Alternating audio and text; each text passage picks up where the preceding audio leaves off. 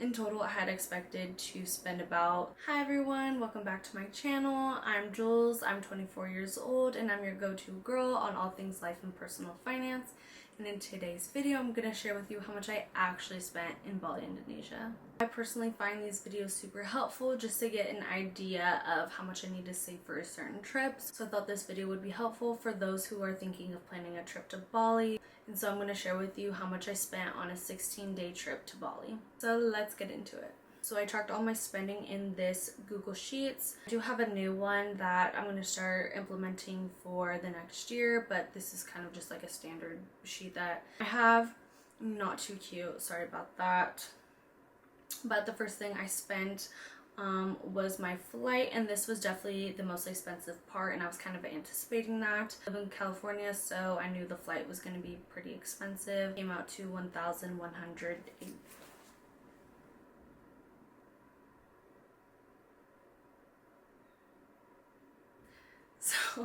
So as I was saying, my flight came out to $1,180.02, and this was actually not the full amount. I think I used like about $300 worth of credit card points. So originally I think it was closer to $1,400. So that was the most expensive thing, and I had like 2 layovers, but obviously it's like a long flight.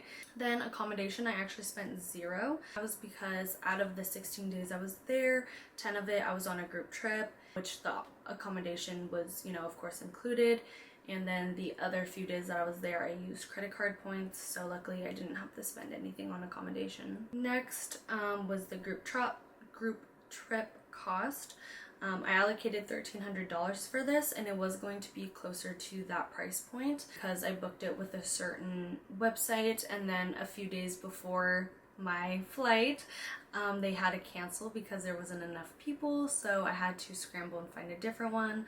Luckily the one I ended up going with was actually a little bit cheaper and was the same amount of days, so that worked out really well. So it ended up costing me a total of $1,027. Then I had to get some visas for this trip. Budgeted $45 and I spent $43.48, so pretty much on point. It was for like the actual visa, and then I had to pay a levy to get into Bali itself. I don't think the other Indonesian islands have this. It's like a tourist levy that you have to pay, so that equated to about $43. Next, we had trip insurance. This costed $104.33. It was mandatory for the group trip I was on, but I just extended it to the whole time I was there because it wasn't that much more. It was like $2 more to maybe extend it the extra days. Transportation was $129.83. I budgeted $200, so I was a little bit under budget, which was nice. Surprisingly, is extremely cheap to get transportation in Bali. They don't have public transportation, but they do have basically the equivalent of Uber or Lyft there, and you can either go in an actual car,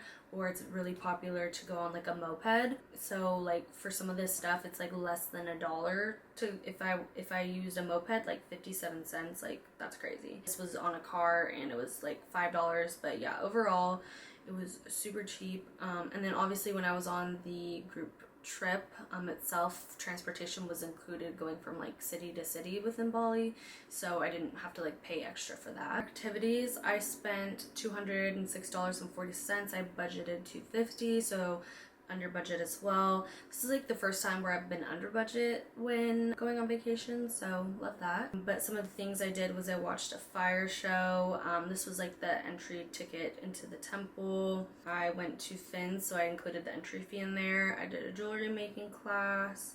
I did white water rafting, included a tip. I did a day trip to Nusa Penida Island, which was so fun. I would recommend it. It is like stunning there. The water there is so beautiful. There's so like, it's just, the scenery is like unreal. And then I just included stuff like you have to pay to use the bathroom and then like take a picture.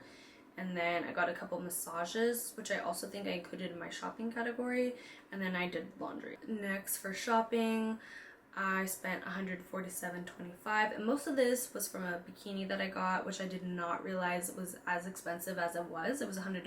That was like the first day I got there, so most of it was for that. And then I included massage here, which should be, I think, under the other category, but it's fine. The pharmacy, I ended up getting sick, unfortunately, when I was there. I'm not really sure what I had. I think I just had the flu. So I was not feeling well.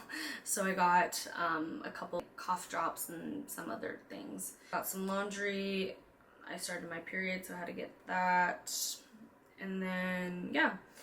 And then, like I said, I was sick for pretty much half the time I was there, so I wasn't able to eat for a couple days, really. So that's why my food budget is so low. It definitely would have been closer, or even maybe a little bit over this $500 budget, but there was probably like 4, maybe even 5 days where all I had to eat that day was like a soda and maybe like a couple of fries, and that was it. It definitely would have been closer to this if I had not gotten sick. So yeah, just a bunch of stuff. A lot of the restaurants were like $4, $5, $6. I like included drinks in this category as well. But yeah, so pretty significantly under budget.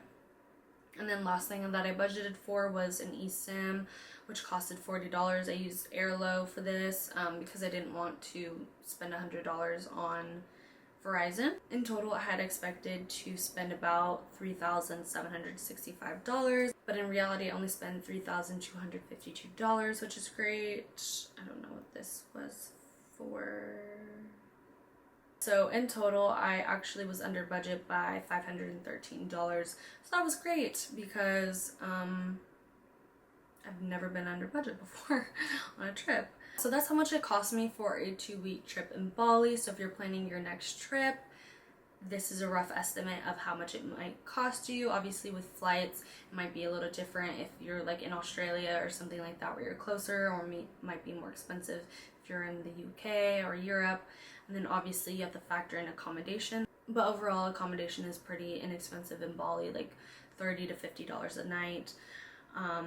So yeah, so relatively for an international trip, I think spending $3,200 is a decent, amount.